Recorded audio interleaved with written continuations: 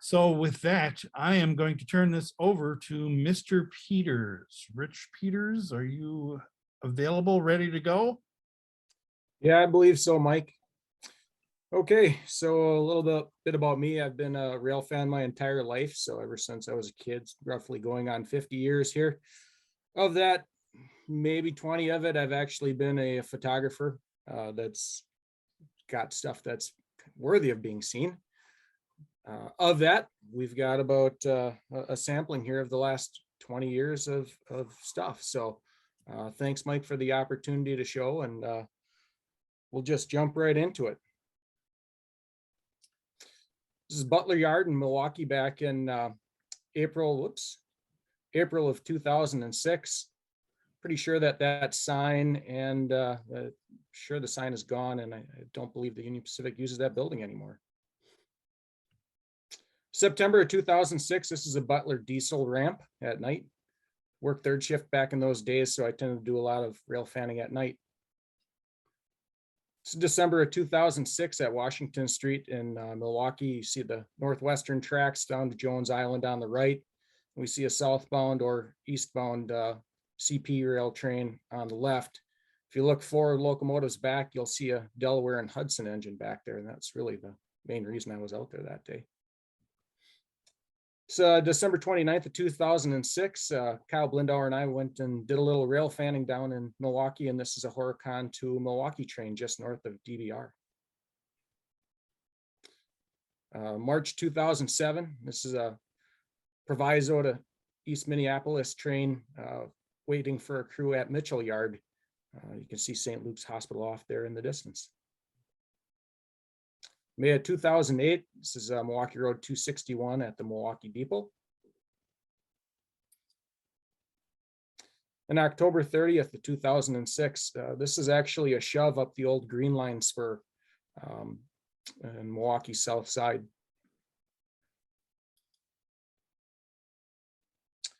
July of 2019, this is the big boy at Mitchell Yard, and you can see Mitchell's quite empty at that time. I would imagine there's probably about 3 dozen other people with that same photograph, because I certainly was not alone on the bridge that day. It was May of 2004, some Milwaukee Road Bandit down at the Muskego Yard. If I'm not mistaken, that was the crew just shutting her down for the night. Lantern Trail, there was a conductor. It's July of 2019. This is the marsh job at the KK Bridge. That's retired Union Pacific conductor Mark Kreitzerick on the left, and you can see Bob Elwell coming across the bridge with the train. September of 2006, this is WC Power up at DBR Junction. So this is the West Bend and Saukville job. September 2021, this is a southbound coal load at Port Washington. Just a couple miles south of Port Washington, actually. January 2020 is more coal empties at Highway KW just south of Belgium. July 1st of 2018, I was chasing empty south of Sheboygan, and I heard the dispatcher come across the scanner and say, "Bring her to a stop." Apparently there were some 70-mile-an-hour straight line winds headed our way, and they were worried about those coal cars tipping over. Turned out we didn't get any wind and we didn't get any rain, so it was just a long day for the crew. Now we got a couple of pictures here at Cedar Grove. This is LPA 79, just getting ready to head off for Butler Yard. Here's another shot of 79. This is August 1st of 2015. One more here at Cedar Grove. If you hit it right, you get some sun-up shots. And sometimes you get dirty looks from the engineer. So this is Engineer Vern wondering, what am I doing out at that time of the night? Southbound empties at Stall Road, pretty unusual to have 3 units on the head end. My assumption is they're having problems with the DPU that day, so had them all tucked in up front. September of 2021, this is the rail train that came up the Shoreline sub. They dumped a couple of sticks of rail down at Cedar Grove. This is on the return trip. It's October 5th of 2020. It's a Ferromex engine at Stall Road. Again, probably about 24 other people out there with this photo, but I'm showing it to you anyway. It's a drone shot over at Whedon Creek Road. Empties coming out of Sheboygan. If you look off in the distance there, you can see the Edgewater power plant, and that's where all the coal goes to, Lake Michigan off there in the distance. This is September 27th of this year. This is loads coming off the main line down the Edgewater spur. Just thought it was kind of an interesting take with basically raw materials coming in on the rail and finished good heading out in the wires. It's a shot you can't get anymore. This is a fly ash run at Mink Ranch in Sheboygan on the Edgewater spur. After Edgewater 4 shut down, majority of the fly ash, Edgewater 5 doesn't produce that much fly ash anymore. So they cut up most of those cars, and I think I've only seen 1 or 2 runs since then.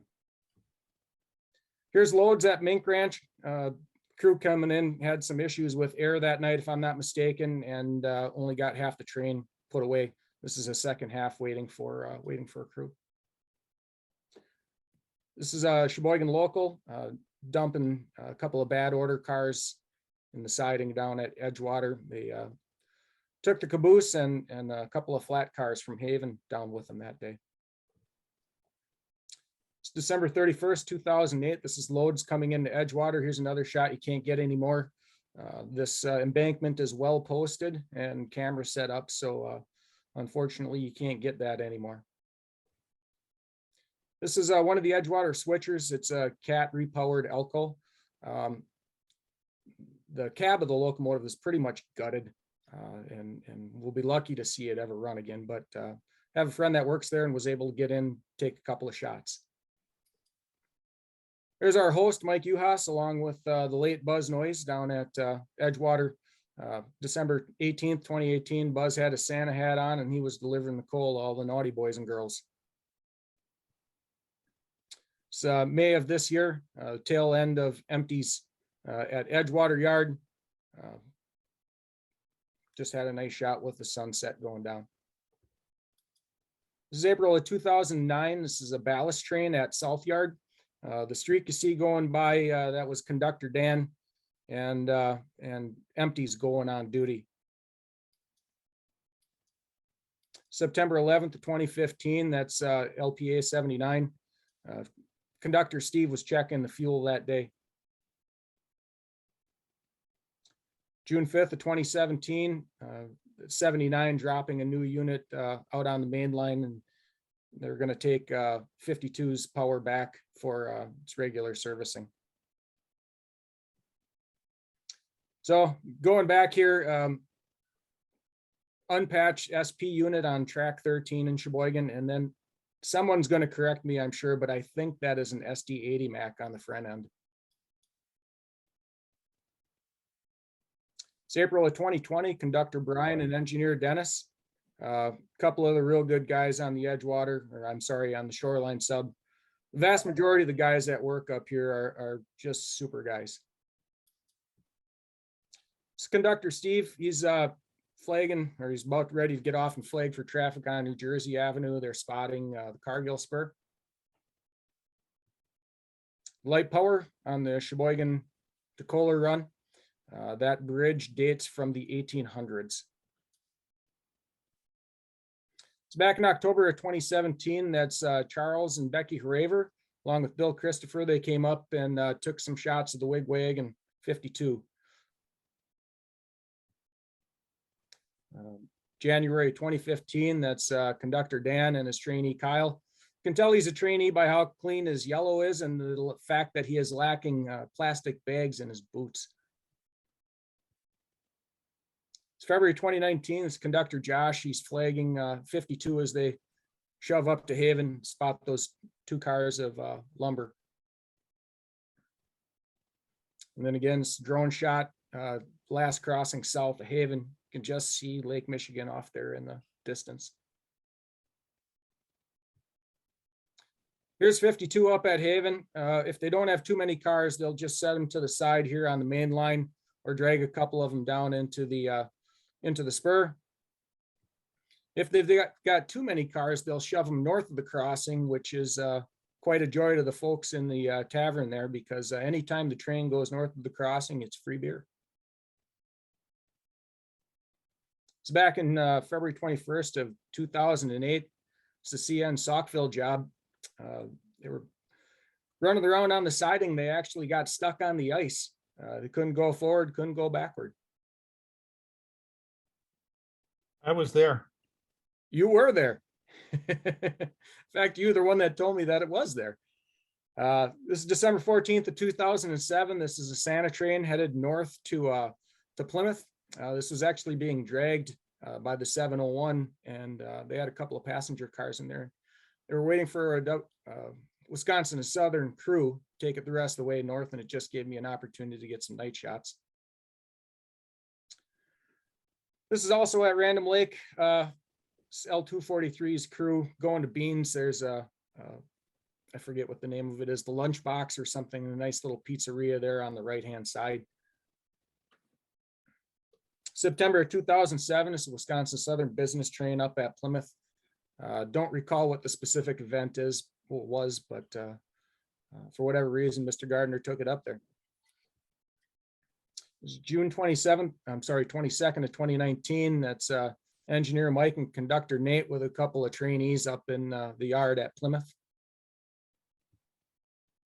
And then this is a Santa train in Plymouth in 2008. So this thing was pretty much swamped with people for the first hour or so, but after it cleared out, you could actually get a clear shot of it without a crowd. It's April 4th of 2020. It's L243 shoving storage cars north of Elkhart Lake. It's pretty much a who's who of local rail fans. If you look around there, I'm sure you'll pick out a lot of recognizable people. This is as far north as you can chase the train when they're spotting cars up in the marsh. You've got about another mile of track, and then the bridge is out at Kiel. It's October 2018. This is the Horicon to Oshkosh job. Believe that they were actually northbound here, but they had stopped to pull some cars out of the elevator at Ripon. August 5th of 2020, this is the Nina Kiel job. They had just pulled off of the old Milwaukee Road Superior Division main line at Hilbert and pulled onto the Sioux Line Manitowoc branch to head back for home. It's the CN local in July 2003 with WC Power. This is the old Sioux Line Manitowoc branch, and right in front of me is that unique little swing bridge they've got there. February 5th of 2006 is the North Green Bay yard. It's far right, you'll see the Green Bay and Western McDonald yard, and in the middle is the Northwestern. December of 2012, this is Swamp Track at Green Bay. Crew that was working down there had a frozen switch and called in the section crew, and I was fortunate enough to catch him cleaning it out. December 29th, 2011, this is the NLS at Lineville Road. They would stage their train up there and set out the next morning. It's pretty much standard operating procedure for them back then. Here's another shot of an ENLS train waiting for a crew. This is up at Coleman, Wisconsin. Again, this is old Milwaukee Road territory. Here's a southbound, again with that 501. Seems I've had a lot of luck catching that thing. This is somewhere just south of Crivets on a rather rainy day. It's coming into Crivets in June of 2006. You can tell ENLS hauled a lot of pulpwood back then and still does. It's December 2020. It's the southbound CN train on the old Milwaukee Road Valley Division between Junction City and Wisconsin Rapids, Wisconsin. Here's some more Valley Line action. This is a little closer to Necedah. This is actually a Union Pacific train. It's all oil with CN power. We're going to jump back a little further than 20 years. This is back in the 1990s. This is a westbound WC train at Stevens Point. Probably not one of my greater pictures, but you certainly certainly can't find WCSD 45s rolling around anymore. This is August of 2015. This is L517, the Stevens Point to New Brighton job. It's engineer John just looking over something while he's waiting to pull out. August again of 2015. This is the eastbound train at Rocky Run, just west of Stevens Point, Wisconsin. A keen eye might notice there's a BC rail unit second out. December 28th of 2020, this is at Junction City. Mark writes, Eric and I caught an eastbound with the Grand Trunk Heritage unit on the front at Highway O. It's June 11th of 2017. This is a northbound Weston coal train at Junction City. And as soon as he passed, I just got hit with a tremendous deluge of that storm coming. Again, back in the 1990s, this is the eastbound WC train at Marshfield. And back in, again, around the same time period, this is a westbound at Spencer. It's November of 2015. It's conductor Bill. He's looking over L588, which is the Wausau to Tomahawk turn in the yard at Wausau.